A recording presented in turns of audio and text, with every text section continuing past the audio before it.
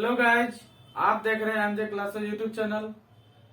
Guys, आप लोग के लिए क्लास 10th का एक वीडियो लेके हम अभी आए हैं। प्रकाश का परावर्तन आप यहाँ देख पा रहे हैं, क्रैश कोर्स है, माने कि आपको ये बोर्ड के लिए बहुत इंपॉर्टेंट है। सो गाइज, आप लोग पूरे वीडियो को देखिए, आपको हम क्या पढ़ाएंगे, क्या समझाएंगे।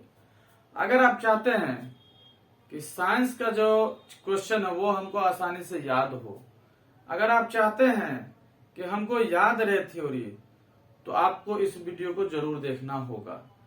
क्यों? क्योंकि हम आपको परावर्तन का सारे शॉर्ट जो वीडियो बना के हम दे रहे हैं, इसमें आपको परावर्तन का सारे चीज होंगे। ठीक है, तो सो गाइज चलते हैं हम। पहली बात हम बात करते हैं प्रकाश का परावर्तन का। तो प्रकाश का परावर्तन की अगर हम बात करें तो सबसे पहले एक बात हम ध्यान रखते हैं कि प्रकाश जो है वो प्रकाश एक ऊर्जा है। याद रखेंगे, प्रकाश क्या है? एक ऊर्जा है। ओके, पहली बात आप याद रखेंगे, प्रकाश ऊर्जा होता है। दूसरी बात आप याद रखेंगे कि प्रकाश का जो वेग होता है, प्रकाश का वेग, वो प्रकाश का वेग आपको 3 × 10⁸ मीटर पर सेकेंड होता है। और याद रखिएगा, ये कहाँ होता है? निर्वात में। किसमें होता है?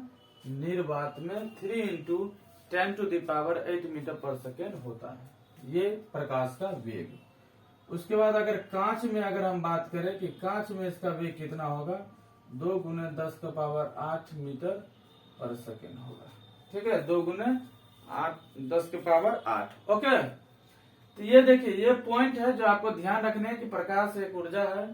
ठीक है, प्रकाश का वेग जो है 3 × 10⁸ मीटर पर सेकेंड होता है। ओके, अगर हम बात करें और आगे, तो प्रकाश जो होता है वो प्रकाश एक विद्युतीय, क्या होता है? विद्युतीय तरंग भी है। ठीक है, विद्युतीय तरंग भी है ना। इसको जो प्रकाश को हम विद्युतीय तरंग भी कह सकते हैं। ओके, उसके बाद प्रकाश जो है वो प्रकाश सीधी रेखा में गमन करती है। प्रकाश सीधी रेखा में गमन करती है। ओके, प्रकाश की हम बात यहाँ कर रहे हैं। तो प्रकाश क्या है? तो प्रकाश एक ऊर्जा है। ओके, चलिए, वीडियो ठीक ही आ रही है, मोबाइल से है, कोशिश कर रहे हैं हम कैमरा का भी प्रबंध करने का।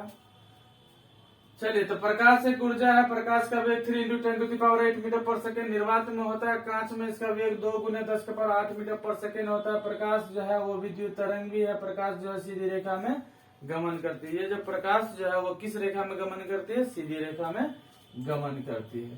ठीक है, उसके बाद हम बात करते हैं प्रकाश जो है वो उसके जो सीधी रेखा जो गमन है, उस गमन पथ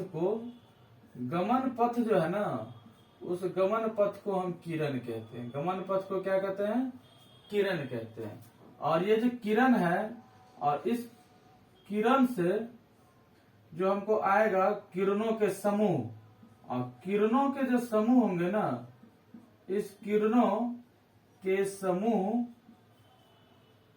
के समूह को हम क्या कहते हैं? किरण पुंज कहते हैं। क्या कहते हैं? किरण पुंज।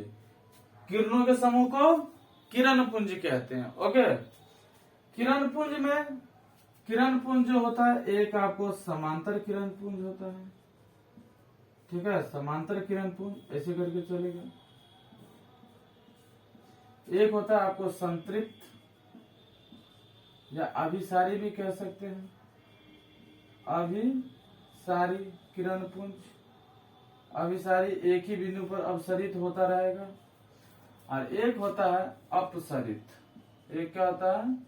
अपसरित किरण पुंज। ठीक है, अपसरित जो होता है वो एक ही बिंदु से क्या होते हैं? सभी दिशा में फैल जाती है। तो आप याद रखिएगा कि किरण पुंज किसे कहते हैं? किरणों के समूह को हम किरण पुंज कहते हैं। ओके, चलिए, किरणों के समूह को किरण पुंज, किरणों के समूह को किरण पुंज। किरण पुंज कितने प्रकार के हैं? 3 प्रकार के। समांतर किरण पुंज, अभिसारी किरण पुंज, अपसारी किरण पुंज। ठीक है, अभिसारी और अपसारी। ठीक है, उसको हम अपसरित भी बोलते हैं। इसमें क्या होता है, एक ही बिंदु पर सारे जो है प्रकाश केंद्रित हो जाते हैं, उसको हम अभिसारी कहते हैं। एक बिंदु से निकलती है तो उसको हम अपसरित कहते हैं। और समांतर होते हैं तो समांतर ही कहा जाता है। और किरणों के समूह को हम क्या कहते हैं? किरण पुंज कहते हैं। ओके, अब होता है एक सूर्य हुआ, उसके बाद आपका बल्ब हुआ, उसके बाद आपको मोमबत्ती हुआ, उसके बाद आपका जो है जुगनू। ये सबको हम क्या कहते हैं? आत्मदीप्त पदार्थ। क्या कहते हैं? आत्मदीप्त पदार्थ। आत्मदीप्त पदार्थ किसे कहते हैं? ऐसे पदार्थ जो अपना प्रकाश रखता हो या अपना प्रकाश उत्सर्जित करता हो। ठीक है, उसको हम आत्मदीप्त पदार्थ कहते हैं। सूर्य प्रकृति प्रदत्त है, प्रकृति के द्वारा हमको मिला हुआ ऐसा है कि जो सूर्य जो है हमको प्रकाश देती है। बल्ब में भी अपना प्रकाश है, जैसे उसको हम विद्युत देते हैं तो विद्युत ऊर्जा जो है किसमें? प्रकाश ऊर्जा में बदल जाती है। तो आपका सूर्य हुआ, बल्ब हुआ, मोमबत्ती हुआ, जुगनू हुआ, आपको आत्मदीप्त पदार्थ। याद रखिएगा चंद्रमा के बारे में। किसके बारे में? चंद्रमा हुआ, कुर्सी, टेबल, आपका जो है कुर्सी, टेबल, बुक, जो भी है इसके अलावा, है ना, इस सब को हम जो है अदीप्त कहते हैं। क्या कहते हैं? अदीप्त। अदीप्त का मतलब हुआ, है ना, अदीप्त का मतलब नॉन ल्यूमिनस अंग्रेजी में बोला जाता है। जो अपना प्रकाश तो होगा नहीं, लेकिन प्रकाश की उपस्थिति में हम क्या कर सकते हैं? प्रकाश की उपस्थिति में हमें दिखाई भी दे। प्रकाश की उपस्थिति में क्या है? दिखाई भी दे, तो उसको हम क्या कहते हैं? आपको अदीप्त पदार्थ। और जिसके पास अपना प्रकाश हो अपना प्रकाश हो आत्मदीप्त, अपना प्रकाश नहीं हो अदीप्त, अपना प्रकाश हो आत्मदीप्त, अपना न हो अदीप्त। ठीक है, चंद्रमा अदीप्त है, याद रखेंगे। ठीक है, चलिए ये आपको यहां तक था। हम बात करते हैं किसका? माध्यम का। किसका बात करते हैं? ऑब्जेक्टिव हुआ है इसलिए थ्योरी हमको क्लियर करना पड़ रहा है। माध्यम का, माध्यम का आपको पता है प्रकाश जो है, इस प्रकाश को गमन करने के लिए, पास होने के लिए माध्यम की आवश्यकता नहीं होती है। ये बिना माध्यम में भी ये आसानी से गमन कर सकती है, लेकिन जो साउंड होता है ना उसको जरूरत पड़ता है। लेकिन हम यहाँ माध्यम के बारे में पढ़ेंगे पारदर्शी, पारदर्शी पढ़ेंगे। दूसरा पढ़ेंगे पारभासी, पारभासी। और तीसरा पढ़ेंगे अपारदर्शी। ठीक है, पारदर्शी क्या होता है? पारदर्शी माध्यम की बात, तो ऐसा माध्यम जिससे प्रकाश आर पार हो जाए, जिससे प्रकाश क्या हो? पूर्ण रूप से गुजर जाए, उसको हम क्या कहेंगे? पारदर्शी कहेंगे। जैसे आपका क्या हो जाएगा? कांच। आपका कांच क्या होगा? पारदर्शी होगा। पानी आप कह सकते हैं, ये भी आपका क्या होगा? पारदर्शी होगा। और अपारदर्शी में कौन कौन होगा? तो जिससे प्रकाश न गुजरे, जिससे प्रकाश अगर गुजर रही है, पूर्ण रूप से गुजर रही है, उसको हम क्या कहेंगे? पारदर्शी। जिससे पूर्ण रूप से गुजर जाती है उसको हम क्या कहते हैं? पारदर्शी कहते हैं। जिससे पूर्ण रूप से नहीं, कुछ ना गुजरे, कुछ ना गुजरे, प्रकाश पास ही ना हो, प्रकाश गुजरती ही ना हो, तो उसको हम क्या कहते हैं? अपारदर्शी कहते हैं। जैसे आप कह सकते हैं लकड़ी कह सकते हैं ना, ईंट कह सकते हैं, दीवार कह सकते हैं, कुछ भी कह सकते हैं, बहुत सारे ऐसे होंगे। ठीक है, और एक आपको होगा पारभासी। पारभासी हम किसको कहते हैं? तो पारभासी है कि जिससे आपको क्या हो? प्रकाश की कुछ अंश, याद रखना कुछ अंश, अगर प्रकाश पूरा पूरी गुजर जाए पारदर्शी, प्रकाश न गुजरे अपारदर्शी, कुछ गुजरे कुछ न गुजरे, तो उसका नाम होता है पारभासी। और पारभासी पदार्थ में आपको जैसे आ गया घिसा हुआ, घिसा हुआ कांच। कोई कांच है जो घिसा हुआ है। दूसरा आप दे सकते हैं कि तेल लगा कागज, तेल लगा कागज। ओके, देखिए ये सब पढ़ाने का वजह है, ये सब अगर हम बता रहे हैं तो इसका मतलब ये ऑब्जेक्टिव में इम्पोर्टेंट होता है। ऑब्जेक्टिव यहाँ से आते हुए हम आपको इसका जो है ना ऑब्जेक्टिव कराएंगे, लैब लेके आएंगे तो आपको पता चलेगा कि सही में क्वेश्चन आते भी हैं।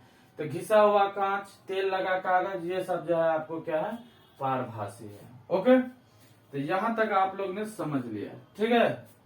चले आप लोग इसको जो स्क्रीनशॉट ले सकते हैं, इसको हम मिटा दें, चलिए मिटा देते हैं।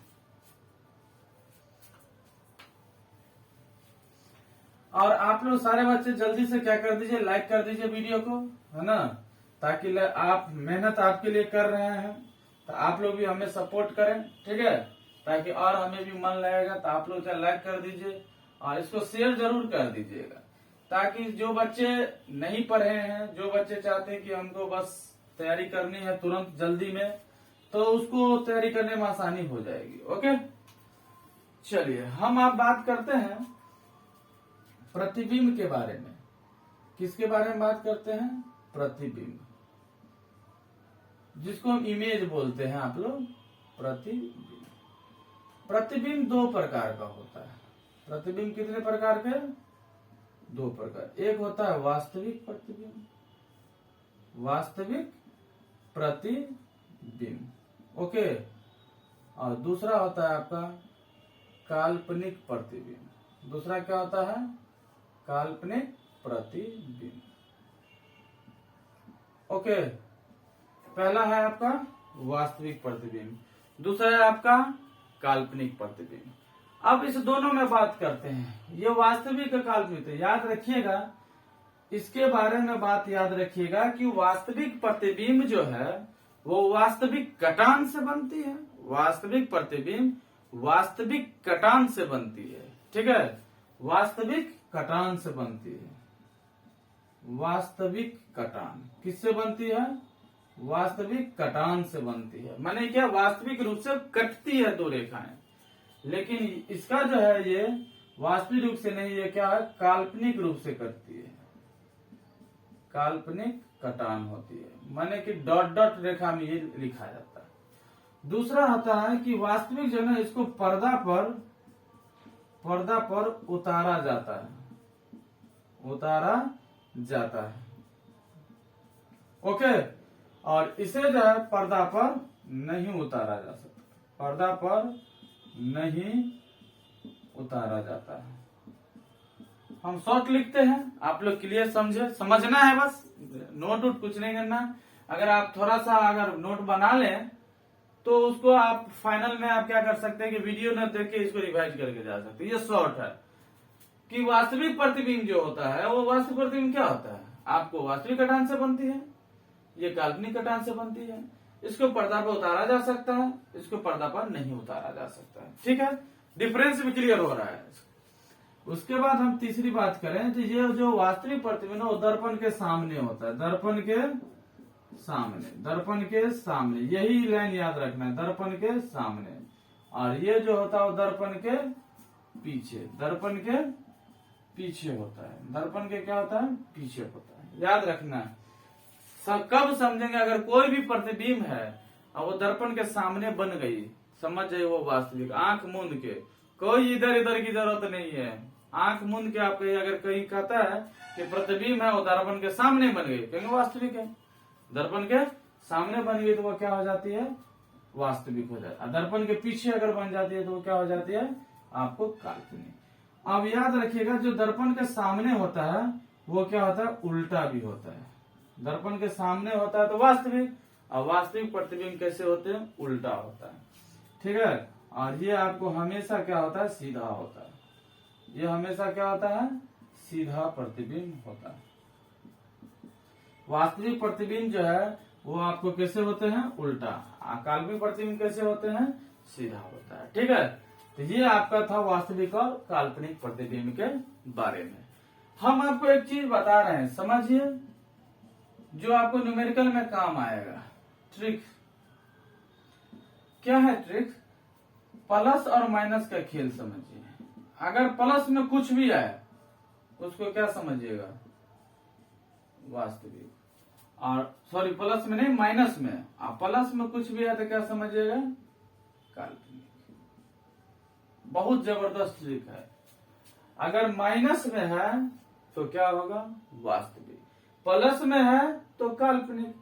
काल्पनिक जैसे ही पता चलेगा उसके खानदान को काट काट काट काट काट कर देंगे।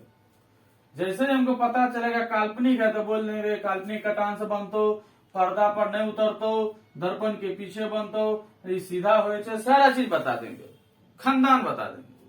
जैसे ही हमको माइनस पता चलेगा कहेंगे वास्तविक। आंख मिल गए, वास्तविक है रे, ए यार वास्तविक है तो वास्तविक कटान होगा, पर्दा पर उतारा जा सकता है, दर्पण के सामने होता है, ये तो उल्टा होता है।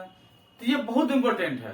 प्लस का मतलब क्या समझा जाएगा, काल्पनिक, और माइनस का मतलब क्या समझा जाएगा, वास्तविक। ओके चलिए, तो इसको आप स्क्रीनशॉट ले सकते हैं, इसको हम मिटा दें। चलिए, तो आपका ये जो प्रतिबिंब टॉपिक भी कंप्लीट हुआ। अब हम आगे बात करते हैं। अब हम आगे क्या देखते हैं, तो प्रकाश के परावर्तन के नियम, परावर्तन के नियम को हम देखते हैं। तो देखिए, प्रकाश का परावर्तन, तो याद रखिएगा इसके दो नियम है। कितने नियम है, दो नियम है। कितने नियम है, दो नियम है। प्रकाश के परावर्तन के कितने नियम, दो नियम। कितने नियम, दो नियम। कितने नियम, दो नियम। प्रकाश के परावर्तन के कितने नियम, दो नियम। देखो, एक हम समतल दर्पण लेते हैं। ये देखो समतल दर्पण है, ये समतल दर्पण है। इस समतल दर्पण ये किरण आती है, आने वाली को क्या कहते हैं, आपतित किरण। समझो, यहां से बहुत चीज क्लियर हो जाएगी। आपतित किरण। और यहाँ पर जो है एक लंब है जिसको हम क्या कहते हैं, अभिलंब। ये ए है, ये बी है, और ये आपको चली जाती है टकरा के उसी माध्यम में परावर्तित किरण। अब आपसे कोई कहेगा कि बाबा प्रकाश का परावर्तन से तू क्या समझता है, तो कहेंगे क्या, जब प्रकाश आती है और किसी माध्यम से टकराती है। सिंपल बात। कोई पूछेगा प्रकाश के परावर्तन से तुम क्या समझते हो, तो कहेंगे देखिए सर, जब कोई भी प्रकाश सतह पर आती है, किस सतह पर, परावर्तक सतह पर, इसका नाम क्या हो जाएगा, परावर्तक सतह पर। किस सतह पर आती है, परावर्तक सतह पर आती है। सतह पर टकराने के बाद उसी माध्यम में वापस चल जाती है। आई और इसी माध्यम में वापस गई, अपने ही घर गई। आई तो टकराई, गई कहाँ गई, अपने ही घर गई। इसका मतलब वो आपको क्या है, प्रकाश का परावर्तन है। प्रकाश का परावर्तन किसे कहते हैं, जब प्रकाश किसी माध्यम से चलती है और चल करके वो परावर्तक सतह पर आ जाए, और आने के बाद वो टकरा के फिर उसी ही माध्यम में वापस लौट जाए। इस घटना को हम क्या कहते हैं, प्रकाश का परावर्तन। माने प्रकाश आएगी, सतह से टकराएगी और उसी माध्यम में वापस लौट जाएगी जिस माध्यम से वो आई थी। ठीक है, इसका मतलब एक ही बात है, आई गई, हो गया परावर्तन। ओके, तो प्रकाश के परावर्तन, इसमें जो है ना, इसको हम कहते हैं कोण आय, और इसको कहते हैं कोण आर। और कोण आय को जो हम बोलते हैं क्या कहते हैं, आपतन कोण। क्या कहते हैं, आपतन कोण कहते हैं। ओके, और कोण जो आर है उसको हम क्या कहते हैं, अपवर्तन कोण। सॉरी अपवर्तन कहते हैं, परावर्तन कोण। परावर्तन कोण कहते हैं। ठीक है, ये आपको आपतन कोण और परावर्तन कोण होता है। अब हमको बात करना कितने नियम है, दो नियम है। पहला नियम क्या कर रहा है, पहला नियम है कि आपतन कोण परावर्तन कोण के बराबर होता है। पहला नियम क्या है, आपतन कोण परावर्तन कोण के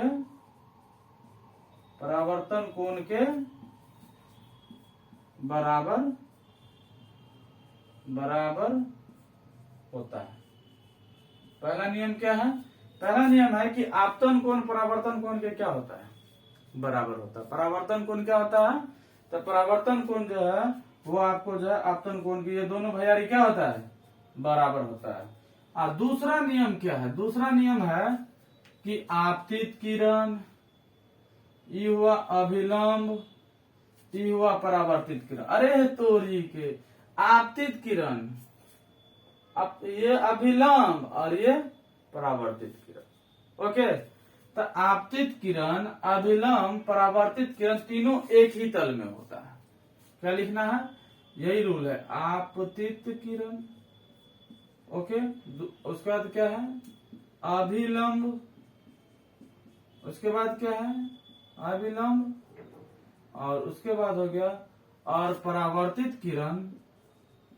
परावर्तित किरण एक ही तल में होता है, एक ही तल में होता है, एक ही तल में होता है। ये दूसरा नियम। और ये दोनों एग्जाम में पूछा भी जाता है, आपतित कोण, ठीक है। आपतित किरण, अभिलंब और परावर्तित किरण एक ही तल में होता है। और आपतन कोण परावर्तन कोण के बराबर होता है। प्रकाश के परावर्तन के दो नियम होते हैं। और ये एंगल आई को हम क्या पढ़ते हैं? आपतन कोण। एंगल आर को क्या पढ़ते हैं? परावर्तन कोण। और ये अभिलंब है, ये आपतित किरण आई, टकरा के वापस उसी माध्यम में चली गई, तो उसको प्रकाश का क्या कहते हैं? परावर्तन कहते हैं। ओके, चलिए आप लोग इसको भी स्क्रीनशॉट कर लीजिए। अब हम आगे बात करते हैं किसका? तो हम बात करते हैं दर्पण का। किसका बात करते हैं? दर्पण का। दर्पण को देखते हैं। आ जाइए आप लोग जल्दी से। आप लोग जो आदमी लाइक नहीं किए कर दीजिए, टकाटक टकाटक। आपको इसी में सारे आपको परावर्तन खत्म। उसके बाद आप आराम से याद कीजिएगा ना, कोई दिक्कत नहीं होगा, आराम से आप याद कीजिएगा। अब हम बात करते हैं दर्पण, मिरर के बारे में। तो बवा ही चिकनी चमेली, ठीक है, चिकनी सतह होती है। कैसी सतह होती है? दर्पण कैसी सतह होता है? चिकनी चमेली गाना सुने हैं? चिकनी सतह होती है, ठीक है, स्मूथ सरफेस होती है। क्या? दर्पण। और दर्पण के अगर हम प्रकार की बात करें तो दर्पण की प्रकार में मेरा एक होता है समतल दर्पण। कौन सा दर्पण होता है? समतल दर्पण, बहुत इंपॉर्टेंट है। और एक होता है मेरा गोलीय दर्पण। गोलीय दर्पण, स्फेरिकल मिरर। एक होता है परवलय, परवलय, ठीक है। और ये जो मेरा गोलीय दर्पण है, ये दो प्रकार का होता है। एक है उत्तल और एक है अवतल। ध्यान से देखो, समतल दर्पण, गोलीय दर्पण, परवलय दर्पण। दर्पण चिकनी चमेली ना, निकली अकेली। याद रखना है, चिकनी सतह अगर पूछा जाए तो समझ जाएगा वो दर्पण की बात कर रहा है। और दर्पण जो है उसका एक भाग चिकनी होगी, दूसरी भाग क्या होगी? पोताई किया हुआ रहेगा, ठीक है, माने कि पेंटिंग रहेगा, कलई किया हुआ रहेगा, रजतित रहेगा, ठीक है, रजतित रहेगा, कलई किया रहेगा, पेंटिंग समझो। एक सतह, सपोज दैट एनक में मुंह जो देखते हो, सुंदर सुंदर मुंह, उस वो चिकनी जो है सतह होती है दर्पण। और दर्पण जो है समतल भी होता है, गोलीय दर्पण भी होता है, परवलय भी होता है। और गोलीय दर्पण में एक उत्तल भी होता है और एक आपका अवतल दर्पण भी होता है। ओके, कट नहीं रहा वीडियो, वीडियो ठीक। चलिए अब हम इसमें क्या करेंगे? समतल दर्पण को हम सबसे पहले जानेंगे। सबसे पहले हम किसको जानेंगे? समतल दर्पण को। देखो खाली देखना है, तुम देखो क्वेश्चन याद हम करवाएंगे, तुम देखो क्वेश्चन याद हम करवाएंगे।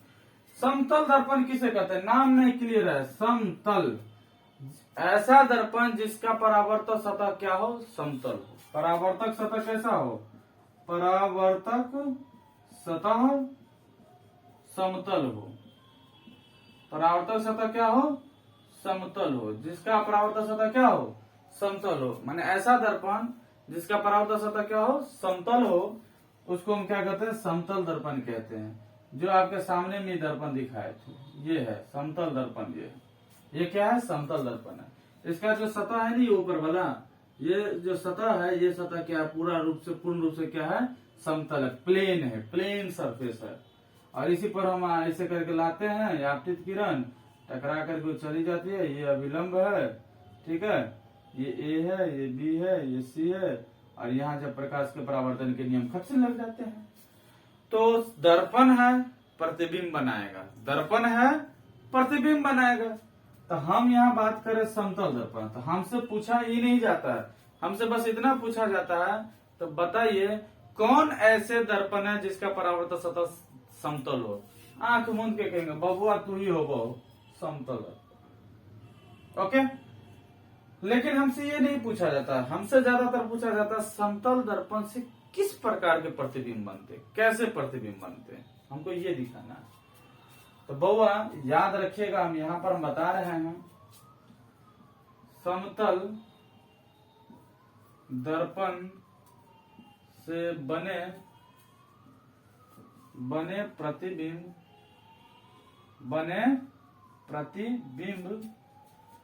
की विशेषता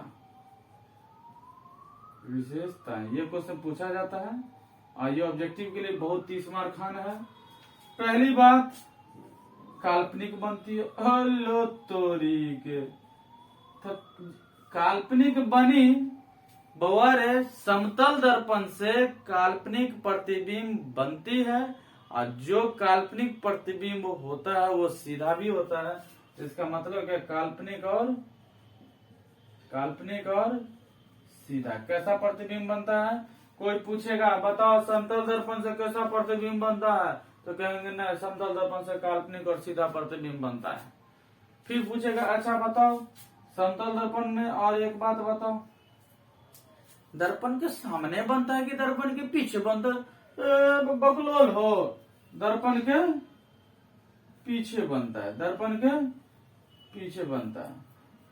तुम्हारा एगो दोस्त है, अरे बाप रे बाप तुमको ये कंसेप्ट कैसे पता चल गया रे, तो क्या देखना रहा काल्पनिक है, हमारा सर बताए काल्पनिक होगा ना तो समझना उस पीछे में छू, उछरा कहाँ पर बैठल है, पीछे में बुद्ध बना हुआ है, समझ गया। काल्पनिक का मतलब है कि दर्पण के पीछे हो जाएगा, ठीक है, पीछे में जाकर तुमको सीटी बजा रहे आज जो यहीं पर है हम। तो जो काल्पनिक है वो सीधा भी होता है, जो सीधा होता है वो दर्पण के पीछे बनता है। इसका जो तीसरा जो नियम है ना वो बहुत अच्छा नियम है, इसको समझो। तीसरा नियम है कि समतल दर्पण से बने प्रतिबिंब की ऊंचाई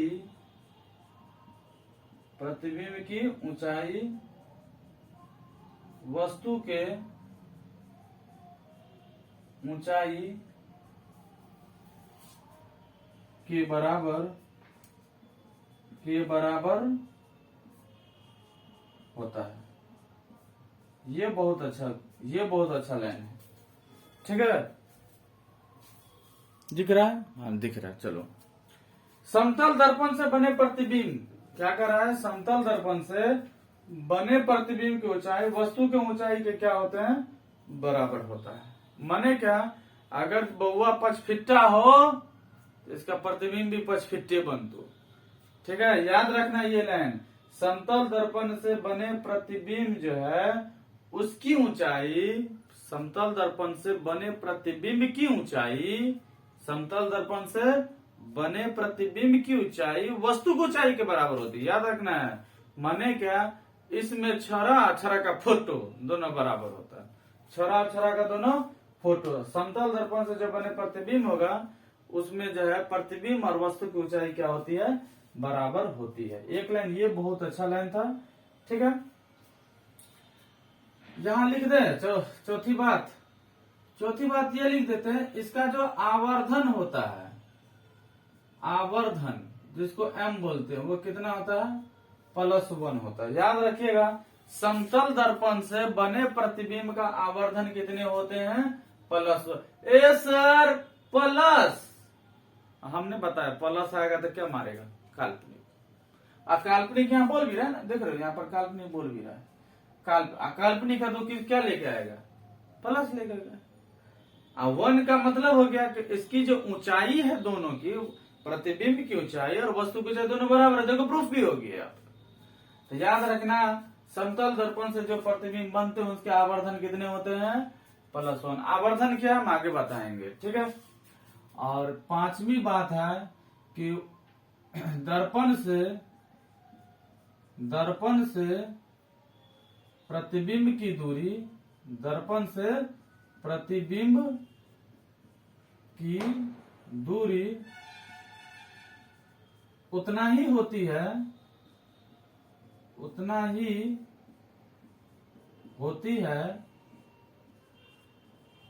जितनी दूरी पर वस्तु रखी होती है। ये लाइन को समझो। देखो हम एक ले लिए क्या, समतल दर्पण ले लिए, ये समतल दर्पण है। ये एक बौआ लिए, सुंदर बौआ है, और ये बौआ यहां से जो है ना 5 मीटर की दूरी पर है।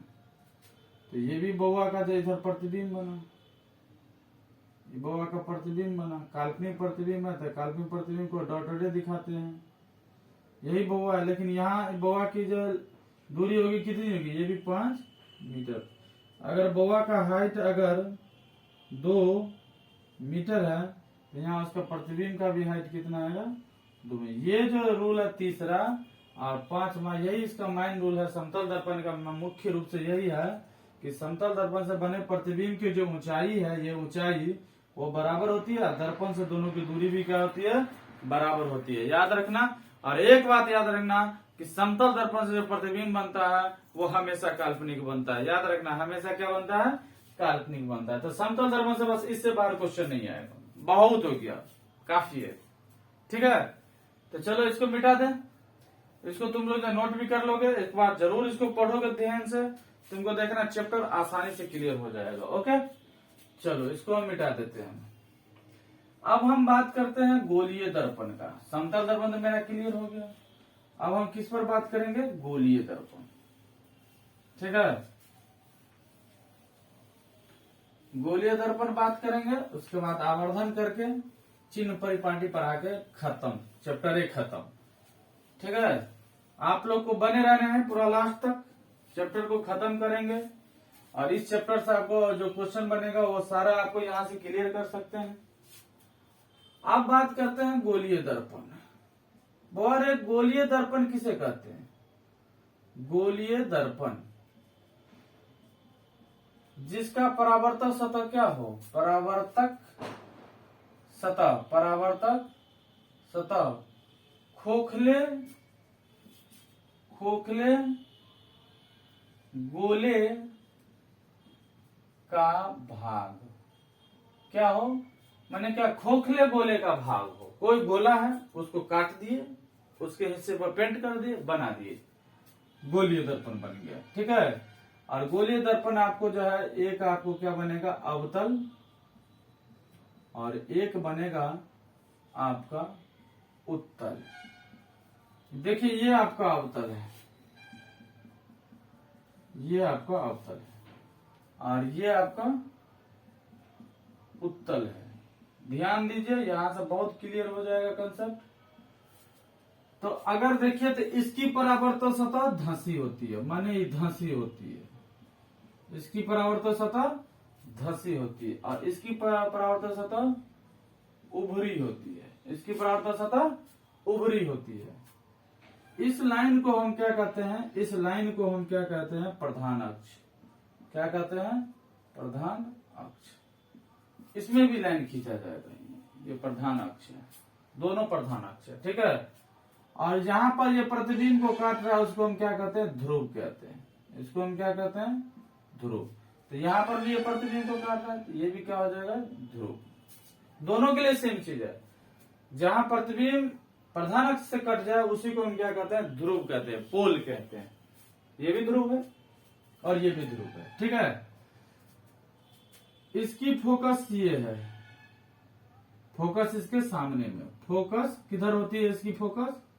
फोकस इसकी किधर होती है? सामने में होती है। फोकस इसकी किधर होती है? सामने में।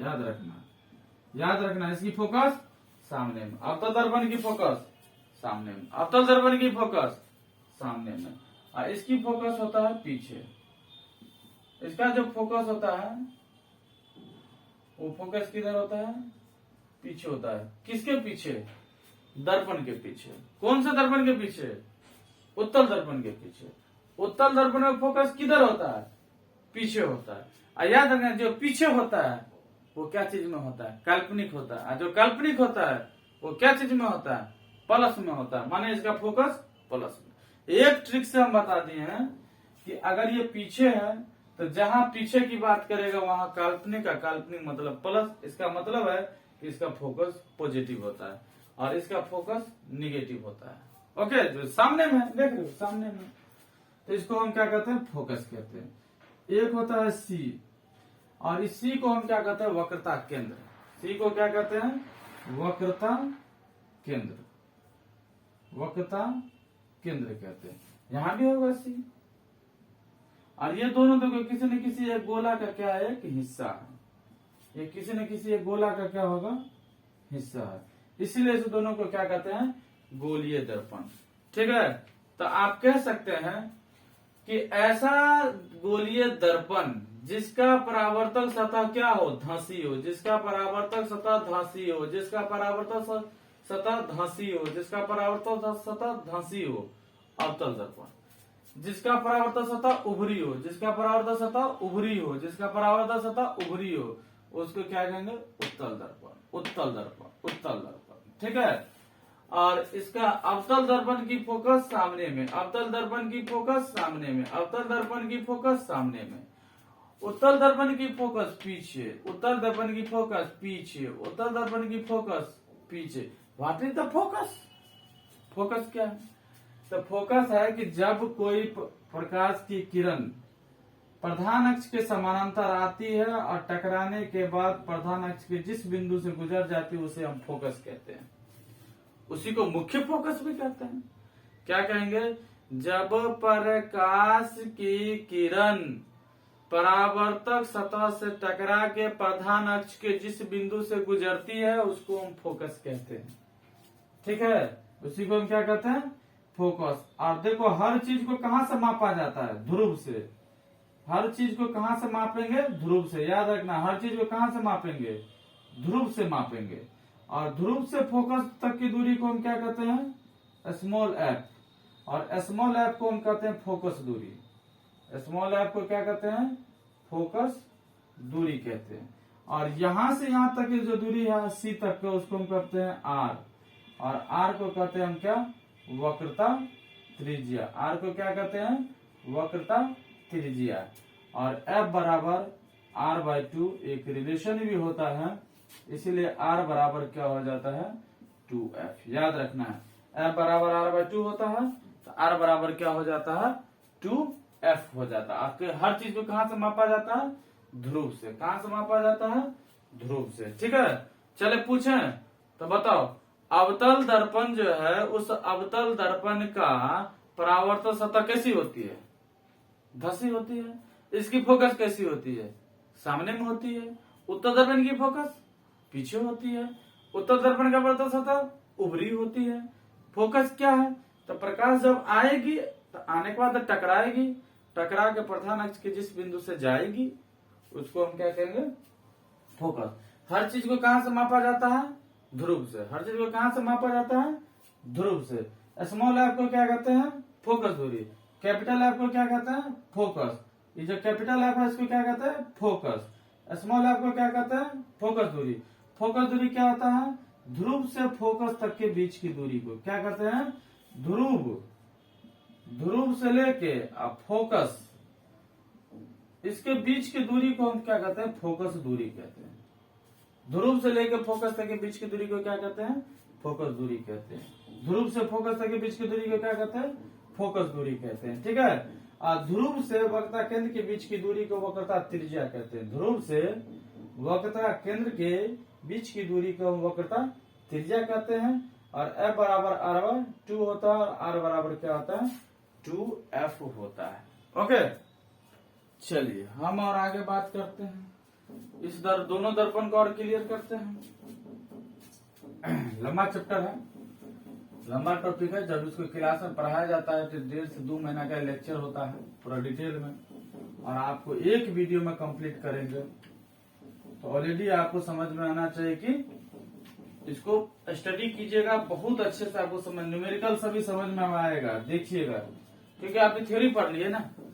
अब हम बात करते हैं अवतल दर्पण की। अगर हम अकेला बात करें तो अवतल दर्पण की अगर अकेला बात करें तो अवतल दर्पण की परावर्तन सतह धंसी होती है।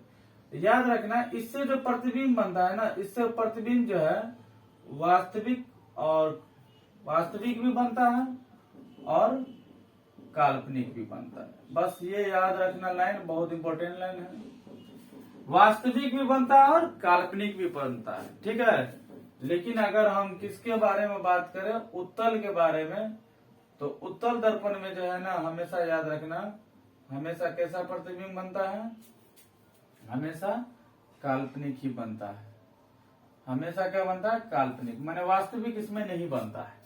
बहुत याद रखना ये अवतल दर्पण एकलौता दर्पण जिसमें दोनों, बाद बाकी में काल्पनिक, बाद बाकी में काल्पनिक।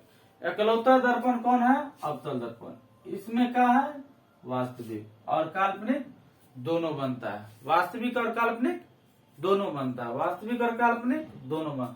काल्पनिक कहाँ बनती है, तो जब वस्तु को कहाँ रखी जाती है, वस्तु को कहाँ रख देते हैं, P और F के बीच। जब वस्तु को कहाँ रखी जाती है, P और F के बीच, P और F के बीच। P माने ध्रुव, F माने फोकस, P माने ध्रुव, F माने फोकस। जब इस दोनों के बीच अगर वस्तु को रख दिया जाता है तो प्रतिबिंब कैसा बन जाता है, काल्पनिक, एकलौता है, ठीक है।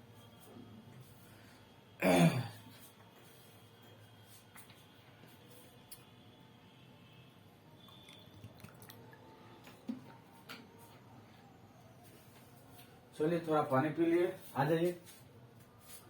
तो बउआ कोई पूछेगा बताओ अवतल दर्पण से कौन सा प्रतिबिंब, कहेंगे यार दोनों बनता है।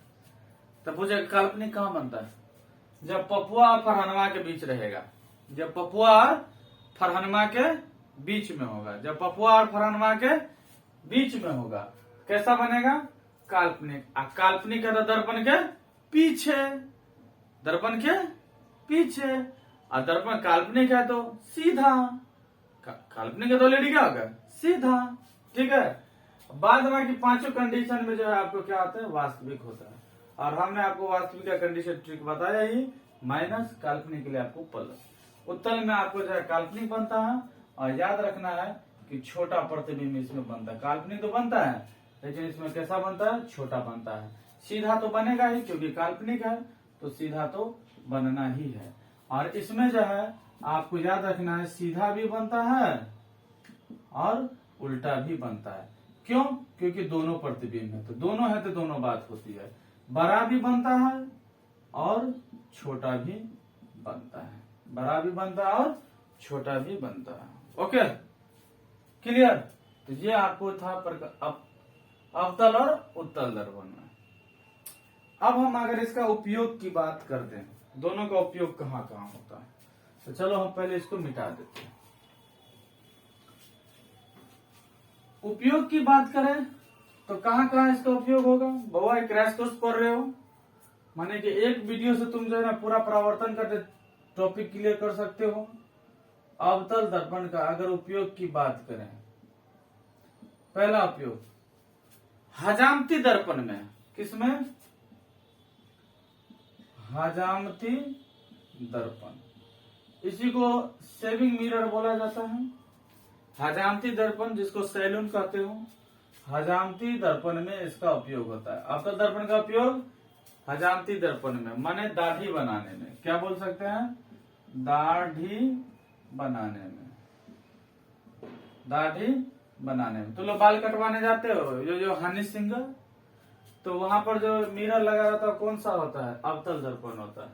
तो पहला याद रखेगा, हजामती दर्पण में, दाढ़ी बनाने वाले दर्पण में हम किसका उपयोग करते हैं, तो हम उपयोग करते हैं किसका, अवतल दर्पण का। ओके, दूसरा हम बात करते हैं headlight, headlight, search light, torch, है ना। हेडलाइट को अग्रदीप भी बोला जाता है हिंदी में, गाड़ियों का अग्रदीप, सर्च लाइट, टॉर्च इत्यादि में। ठीक है, मानेगा अवतल दर्पण को हम हजामती दर्पण में भी उपयोग करते हैं, दाढ़ी बनाने वाले में भी करते हैं, हेडलाइट गाड़ी के हेडलाइट में करते हैं, टॉर्च में करते हैं, सर्च लाइट में करते हैं। ठीक है, उसके बाद अग्रदीप जो होता है, माने कि गाड़ियों के हेडलाइट को अग्रदीप भी कहा जाता है, तो इस समय जो है किसका उपयोग किया जाता है। तीसरा है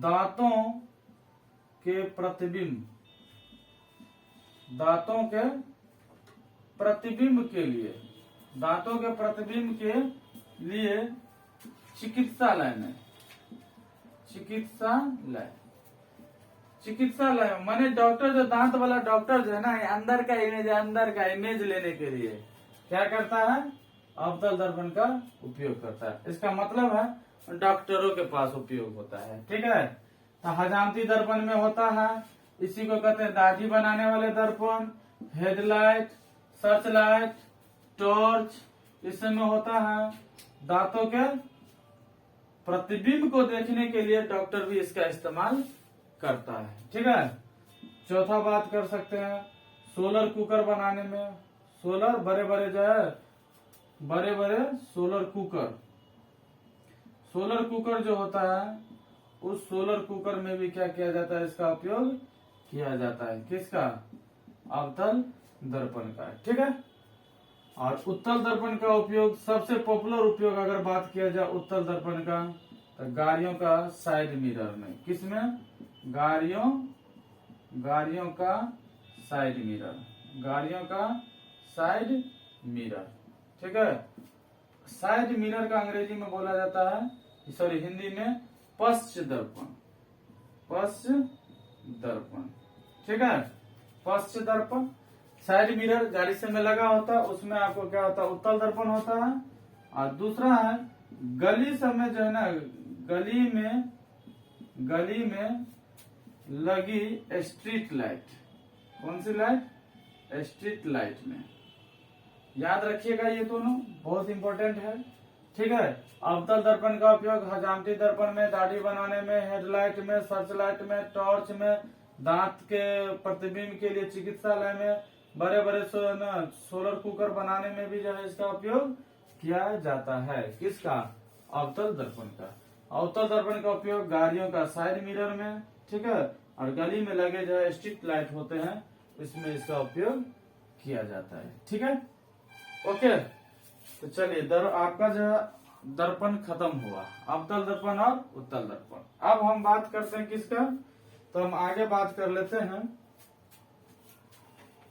चिन्ह परिपाटी, जो मेरे लिए इम्पोर्टेंट है। उसके बाद आवर्धन पढ़ेंगे, खत्म। चिन्ह परिपाटी अगर हम पढ़ें, चिन्ह परिपाटी, तो बोल रहे हम चिन्ह परिपाटी में कुछ नहीं पढ़ाते हैं, समझा, हम सटीक आदमी है, क्लियर का एक सबसे पहले तो ये समझो कि हर चीज का मापन कहाँ से होता है, पी से। ये बात अभी बोले, ये फोकस है। ठीक है, माने क्या, हर चीज का मापन किधर से होती है, पुल से होता है। कोई भी चीज को कहाँ से मापते हैं, मान लो कि कोई वस्तु यहाँ रख दी, इस यहाँ प्रतिबिंब किया, ठीक है, ऐसे करके इसमें लाइट आया, और फिर दूसरा गया और ऐसे करके काट दिया, यहाँ बन गया प्रतिबिंब इसका। ठीक है, यहाँ बन गया, ये हो गया ए डैश बी डैश, इसका नाम रख दिए ए बी। तो देखो, वस्तु की दूरी जो होती है, वस्तु की दूरी, किसकी दूरी, वस्तु की दूरी, उसको हम यू कहते हैं। प्रतिबिंब की दूरी, प्रतिबिंब की दूरी, तो प्रतिबिंब की दूरी को हम भी कहते हैं। फोकस दूरी, फोकस दूरी इसको हम छठा एफ कहते हैं। इसलिए यहां से एक दर्पण सूत्र तैयार हो जाता है। दर्पण सूत्र 1/f = 1/u प्लस में 1/v। ये दर्पण सूत्र है, याद रखिएगा दर्पण सूत्र को। u को क्या कहते हैं? वस्तु की दूरी। v को क्या कहते हैं? प्रतिबिंब की दूरी, ठीक है। और f को क्या कहते हैं? फोकस दूरी। इसलिए दर्पण सूत्र 1/f बराबर। लेकिन देखो हमको क्या पढ़ना है? चिन्ह परिपाटी। बहुत ऑब्जेक्टिव बनता है, यहां से इतना ऑब्जेक्टिव बनता है ना, कुछ कहा नहीं जा सकता। अब बहुत जटिल चीज है ये चिन्ह परिपाटी, बहुत सारे बच्चे को समझ में नहीं आता है। लेकिन तुमको टेंशन नहीं लेना, टेंशन नहीं लेना। क्या नहीं टेंशन लेना है? तो सबसे पहले एक चीज समझो, हम अभी तुमको बताए थे फोकस के बारे में, बार बार एक चीज रटा रहे थे, ठीक है। तो हम पहले इसको मिटाते हैं, हमको जगह की जरूरत पड़ेगी, इसको मिटा देते हैं। देखो इसमें तीन चीज ही हम बात करें। एक u है, एक v है, एक f, ठीक है। u कहां पर क्या होता है? ये मेरा अवतल दर्पण है और ये मेरा उत्तल दर्पण है। देखो कैसे हम लोग याद रखते हैं, तुम भी याद रख सकते हो। बवर है ये u जो है ना, ये u ये क्या है? ये बकलोलवा ऐसा है जो हमेशा एक गो रट लगाता है कि हम माइनस हैं। ये हमेशा क्या होता है? माइनस। मैंने कहा देखो क्वेश्चन में कभी भी वस्तु की दूरी ऋणात्मक आपको बोलेगा नहीं, आपको समझ जाना है। तो वस्तु की दूरी है तो क्या मोछ लगा के, वस्तु की दूरी मोछ लगा के, सीधी सी बात। माने माइनस में होता है। क्या चीज में होता है? माइनस में। क्या चीज में? माइनस में। क्या चीज में? माइनस में। वस्तु की दूरी माइनस में, u माइनस में, हमेशा हमेशा। कौन दर्पण में? सब दर्पण में, जहां जाओ वहां। u क्या चीज में? माइनस में। अवतल दर्पण में माइनस में, उत्तल दर्पण में माइनस में। u मतलब वस्तु की दूरी, ओके। v की बात करें तो v है प्रतिबिंब। v क्या है? ये है प्रतिबिंब।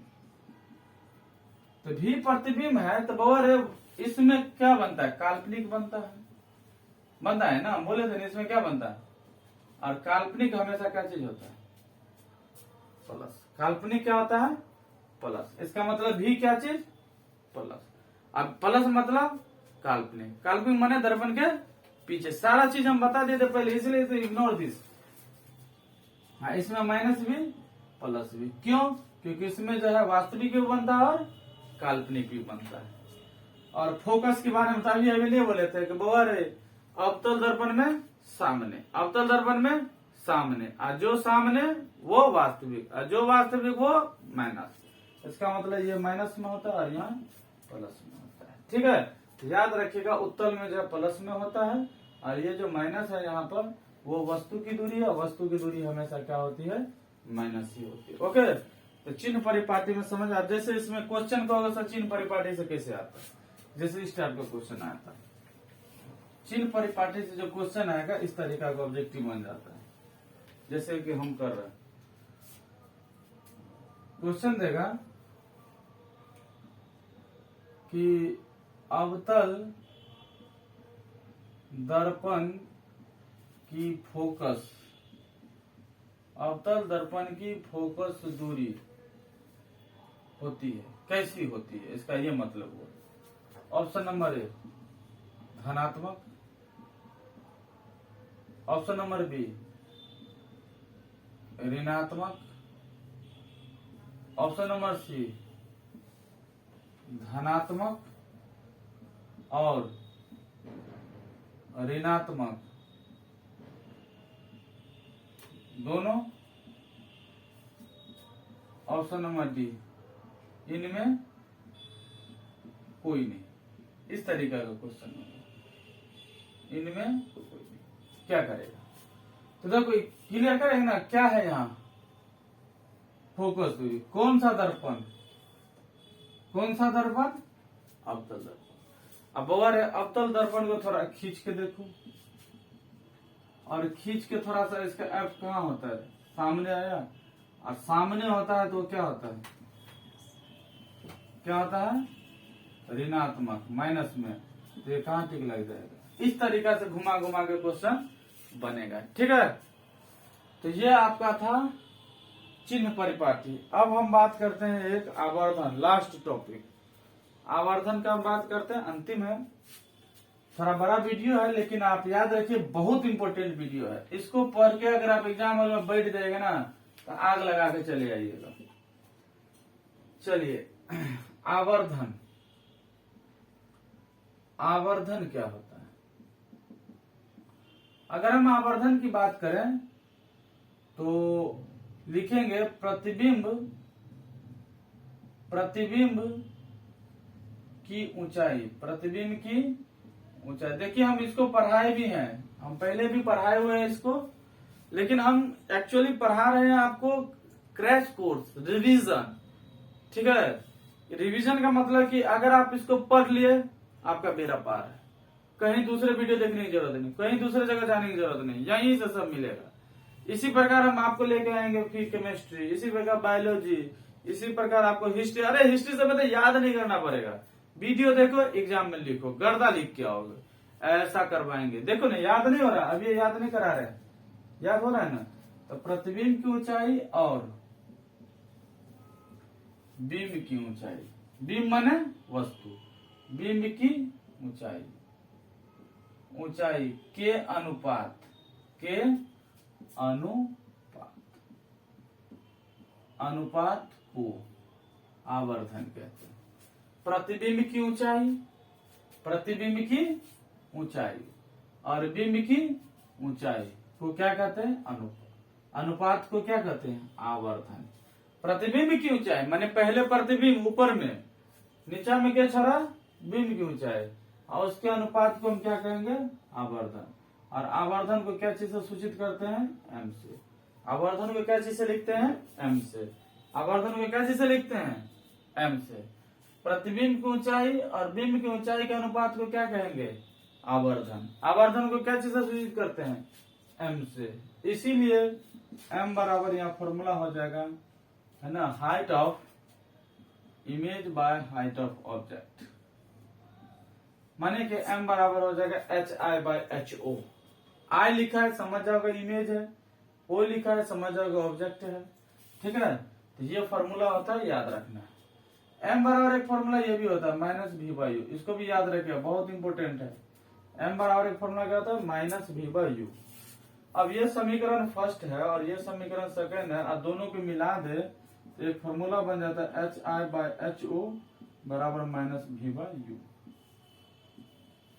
H i by h o बराबर माइनस भी बाई यू, ठीक है। इसको भी याद रखेगा, ये सब याद करेगा, ये सब पूछा जाता है। एक एम बराबर फॉर्मूला होता है 1 माइनस भी बाई एफ, क्या होता है, 1 माइनस भी बाई एफ।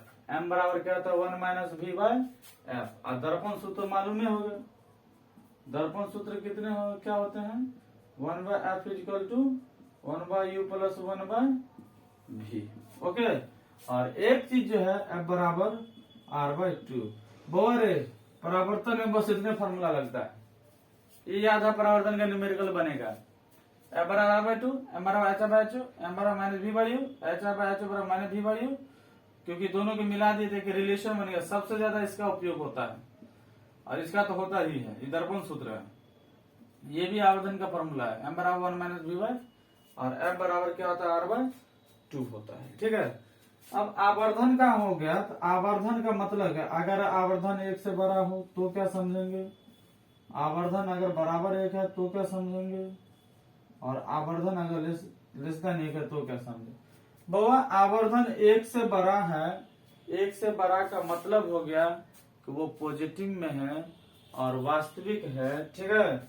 तो बाबा याद रखना, अगर वास्तविक है तो क्या समझा जाएगा, काल्पनिक। अगर पॉजिटिव में है तो क्या समझा जाएगा, काल्पनिक। ये भी +1 है तो ये भी क्या समझा जाएगा, काल्पनिक। प्रतिबिंब कैसा समझा जाएगा, काल्पनिक। और ये जो है कैसा समझा जाएगा, वास्तविक, क्योंकि ये क्या है, 1 से छोटा। 1 से छोटा का मतलब आपको जो है माइनस में जा सकते हैं या बट्टा में भी आ सकता है। तो बट्टा में आ जाए तो प्रतिबिंब क्या हो जाएगा, छोटा हो जाएगा। माने क्या, वास्तविक काल्पनिक दोनों हो सकता है।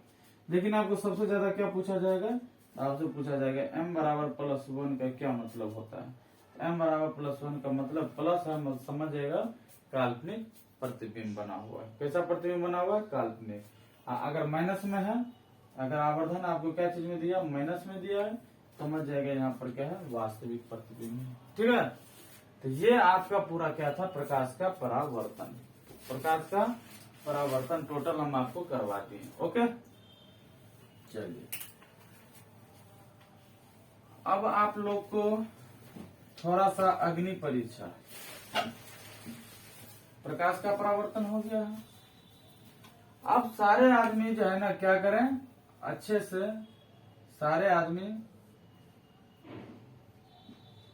हमको तो स्माइल नहीं बनाने आता है, ये स्माइल है।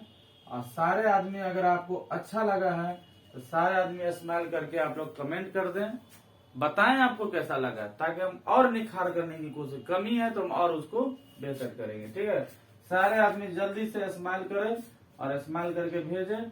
और याद रखेंगे आपको प्रकाश का परावर्तन को हम खत्म कर दिए हैं, इससे काफी नहीं आएगा। अब इसका जो है ना आपको हम क्या कराएंगे, प्रैक्टिस करवाएंगे। लेकिन याद रखें ये हम आपको 2 नवंबर के बाद कराएंगे। ठीक है, क्योंकि क्रैश कोर्स जब शुरू होगा तो जब हम गेस्ट प्रोवाइड करेंगे वो आपको हम लाइव क्लास में जो है, लाइव का जो टाइमिंग रहेगा, आपको लाइव टाइमिंग जो रहेगा वो रात्रि 9 बजे के लगभग रहेगा।